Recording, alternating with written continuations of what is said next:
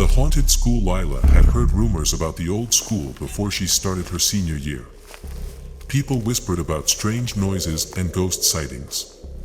But Lila didn't believe in ghosts. She thought it was just a silly story that people used to scare each other. On her first day of school, Lila was surprised to find out that her homeroom class was in the oldest part of the school. The classroom had creaky wooden floors and faded yellow walls. The windows were covered in dust and spider webs, and the air smelled musty.